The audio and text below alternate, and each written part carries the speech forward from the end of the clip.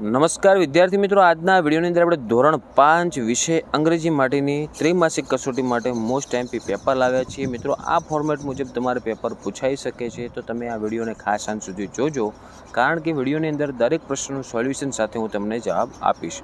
Okay, તો વિડીયોને અંત સુધી જુઓ, બીજા મિત્રોને શેર કરો અને આવા ઉપયોગી વિડીયો માટે આપણી ચેનલને સબસ્ક્રાઈબ કરી દેજો. મિત્રો, પહેલો પ્રશ્ન તમારો વિકલ્પ આપેલો છે, જેમાં પહેલું લખેલ છે ખુશી and Khanak played games like.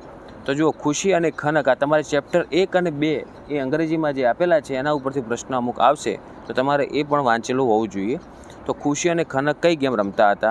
તો ખોખો એન્ડ કબડ્ડી, એટલે ઓપ્શન બી આવશે. બીજું, who call Khushi's name in the classroom, મતલબ કે ખુશીને નામ કોણે લીધું ક્લાસરૂમમાંથી? તો ઓપ્શન બી આવશે કે સરસ્વતીબેન. ત્રીજું, what was missing in Khushi's mouth, ખુશીના માઉથમાં એટલે કે મોઢામાં શું મિસિંગ હતું? તો ઓપ્શન બી જવાબ આવશે 4 ફ્રન્ટ ટીથ, મતલબ કે 4 આંગળના દાંત.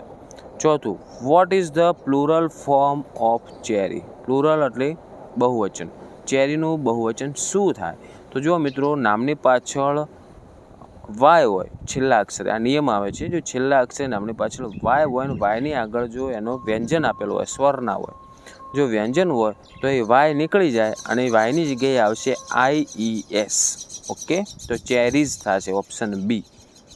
પાંચમું, choose the correct option to fill in the blank, ખાલી જગ્યા books in the book case. હવે જો મિત્રો, આ રીતના પ્રશ્નો તમારે આવશે, કદાચ જો વિકલ્પમાં આવે તો વિકલ્પમાં, અથવા અલગથી તમને બહુવચન કરવાના પ્રશ્ન પૂછે બહુવચનમાં, તો એ માટે નિયમ બધા બહુવચનના અને એકવચનના યાદ કરી લેવા. તો પાંચમાનો જવાબ આવશે મિત્રો ઓપ્શન બી, આર ધેર. છઠ્ઠું, in the poem helping hands Miss Polly had a dolly who was, ખાલી જગ્યા. જે તમારી હેલ્પિંગ હેન્ડ્સની પોએમ છે એમાં Miss Polly had a dolly, ઇન્ડિયન પાસે ડોલી છે, તો હુ વોઝ એમાંથી એ કે ડોલી શું હતી? તો કે બીમાર હતી, એટલે ઓપ્શન બી આવશે. પછી આગળ સાતમું છે where did the school organize a trip for the student, મતલબ શાળાએ વિદ્યાર્થીઓ માટે કયા પ્રવાસની ગોઠવણી કરી હતી? તો ઓપ્શન બી જવાબ આવશે to a nearby forest, મતલબ કે નજીકના જંગલને. આઠમું, what did the alien gift to the trio, Hetal, Mihir and Mayank. આ ત્રણને એલિયને શું ગિફ્ટ આપી હતી? તો ઓપ્શન બી જવાબ આવશે આ મેજિક બોક્સ. નવમું, what is the taste of a bitter gourd, bitter gourd એટલે શું થાય મિત્રો? પહેલાં કારેલું થાય અને એનો ટેસ્ટ કેવો હોય, સ્વાદ? તો કે એકદમ કડવો, તો એને કડવાને શું કહેવાય અંગ્રેજીમાં? બીટર, એટલા માટે ઓપ્શન સી આવશે. 10મું, complete the sentence this is Mohit bag, this is ખાલી જગ્યા બેગ, તો એમાં આવશે ધીસ ઇઝ હિઝ બેગ. આ મોહિતની બેગ છે અને ધીસ ઇઝ આપણે મોહિત ડાયરેક્ટ કેવું હતા કે તેની બેગ છે, તો મોહિતની જગ્યાએ આવશે હિઝ.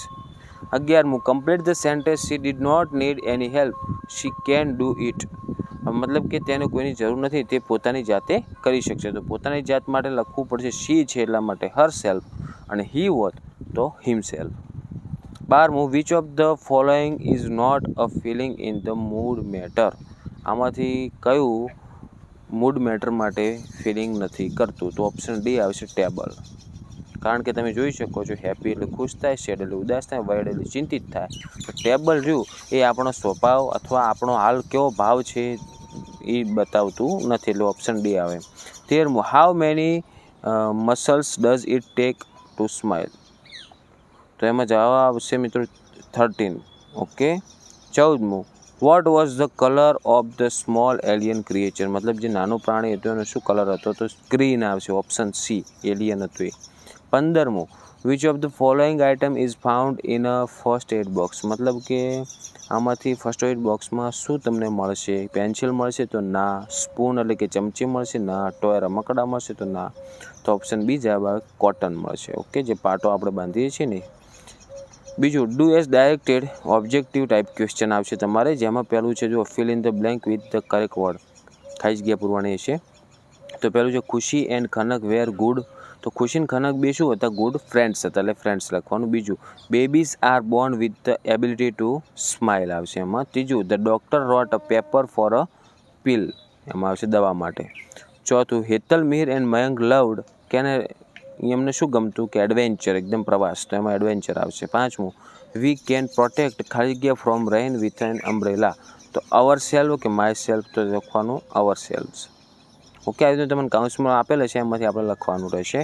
પછી બી છે state whether the following statement are true or false. નીચે આપેલા વાક્યો સાચા છે કે ખોટા એ લખવાના. તો ખુશી વોઝ ઓલવેઝ ચીયરફુલ, તો ટ્રુ આવશે. બીજું smiling is bad for our health, તો આ ખોટું કહેવાય, કારણ કે ખુશ રહેવું આપણા શરીર માટે બેડ નથી, ખરાબ નથી, સારું છે, એટલા માટે ફોલ્સ આવે. ત્રીજું the aliens body was glowing with light, તો કે આ આખું એલિયન્સ હતું એનું બોડી આખું શરીર એકદમ પ્રકાશિત હતું, એકદમ લાઇટવાળું હતું, તો કે સોલ્યુશન આવે છે ટ્રુ એનું. ચોથું we should use a knife to clean the alien's leg, એટલે કે આપણે છરી જોઈશે એલિયનના પગ છાપ કરવા માટે, તો ખોટું આવે, ફોલ્સ. પાંચમું dates are sweet in taste, તો જો ડેટ્સ એટલે કે ખજૂર મીઠી હોય છે સ્વાદમાં, તો આ ટ્રુ આવે. ઓકે, તમને પહેલાં સ્પેલિંગ આવડવા જરૂરી છે મિત્રો, સમજી શકશો તો તમે સાચું લખી શકશો. પહેલાં સ્પેલિંગ તૈયાર કરજો આમાંથી જે ન ફાવતા હોય. રાઇટ રાઇમિંગ વર્ડ એટલે એના જેવું જ ઉચ્ચારણ ધરાવતા આપણે લખવાનું, જેમ કે માઇલ આપ્યું છે તો એનું થશે સ્માઇલ. ઓકે, બીજું રેસ તો એનું થશે ફેસ.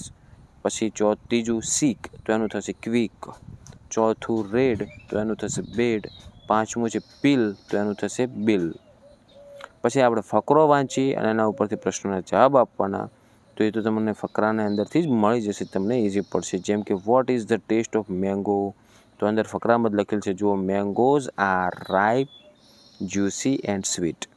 બીજું in which season are mangoes must in Jaya's house solution, કઈ સિઝનમાં આવે, ઉનાળાની સિઝનમાં, એટલે જવાબ આવશે એમાં સમર સિઝન. ત્રીજું how many mangoes can Jaya eat in a day, Jaya દિવસમાં કેટલી મેંગો એટલે કે કેરીઓ ખાય છે, તો લખેલું છે જયા અંક જ્યાં દેખાતા હોય અથવા જો લાસ્ટ છેલ્લી લાઇનમાં પેરેગ્રાફમાં કે she can eat 3 to 4 mango in a day, તો એ જવાબ સેમ બેઠે બેઠો અંદર લખી નાખવાનો. ચોથું હુ લવ્સ મેંગો, કેને કેરીઓ બહુ ભાવતી હતી, તો જયા આવશે, તો જયા લવ્સ મેંગો. પાંચમું pick out the opposite word of sour from the passage, સોરનો ફકરામાંથી મતલબ એનો ઓપોઝિટ એટલે વિરોધાર્થી શબ્દ ગોતવાનો હતો. સોર એટલે કડવું થાય, તો એનો જવાબ આવશે સ્વીટ. ઓકે, ચોથું answer the following short question, write any 5 items found in a first aid box. તમારે ખાલી 5 વસ્તુનું નામ લખવાનું છે ફર્સ્ટ એડ બોક્સમાંથી શું શું મળે, પણ અંગ્રેજીમાં. તો જો એક તો આવશે સીસર્સ, પછી બીજું છે બેન્ડેજ રોલ, પછી ત્રીજું છે એન્ટિસેપ્ટિક, ચોથું આવશે ઓઇન્ટમેન્ટ અને પાંચમું આવશે કોટન ઓર બેન્ડ.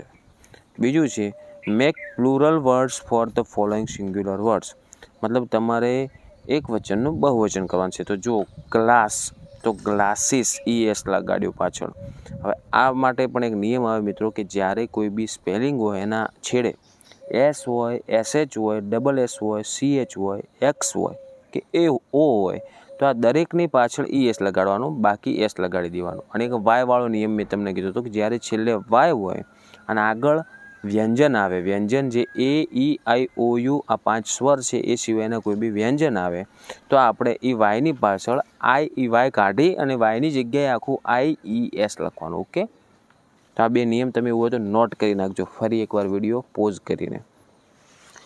પહેલું જો ગ્લાસ છે SS આવ્યા તો પાછળ આવશે ES, પછી બોક્સ છે તો પાછળ ES આવશે, પછી પપ્પી છે તો જો વાય આવ્યો અને આગળ પાછો P એટલે એ શું કહેવાય, વ્યંજન કહેવાય, સ્વર કહેવાય નહીં, તો એ વાયની જગ્યાએ લગાડી દેવાનો IES. ચોથું છે ટોમેટો તો પાછળ O આવ્યો છે એટલા માટે થશે એનું ટોમેટોઝ ES. પાંચમું છે સ્ટોરી તો એનું થશે સ્ટોરીઝ, તો એમાં આવશે IES. મિત્રો આ પ્રકારના પ્રશ્નો તમારે આવશે જ, તમે કોમેન્ટ કરવા આવજો જરૂરથી કે તમારે એક વચનનું બહુવચન કરવાના પ્રશ્નો પૂછાણા હતા કે નહોતા પૂછાણા, પૂછાશે જ. હવે મોટા પ્રશ્ન આપેલા છે કે why was Khushi surprised when Khanak threw something at her, કે ખુશી કેમ એકદમ આશ્ચર્ય અનુભવ્યો જ્યારે એના સામે ખનકે કંઈક ફેંક્યું, તો Khanak wanted to make Khushi smile so she threw something. Khushi was surprised because she saw a big green rubber frog flying toward her and she grabbed it. Okay, કે ખૂબ જ મોટું ગ્રીન લીલું અને રબર ફ્રોગ એટલે રબરનો દેડકો ફ્લાઇંગ એટલે કે કૂદી રહ્યો હતો, ઉડી રહ્યો હતો, ટુવર્ડ્સ હર એની સામે, એન્ડ શી ગ્રેબ્ડ ઇટ. બીજું how did Hetal, Mihir and Mayank help the alien in the forest, કઈ રીતના મદદ કરી તો એના જવાબ. મિત્રો આ પ્રકારના મોટા પ્રશ્નો કદાચ તમારે નહીં આવે, આવશે તો પણ તમારે સ્ક્રીનશોટ લઈને તૈયાર કરી નાખવાના.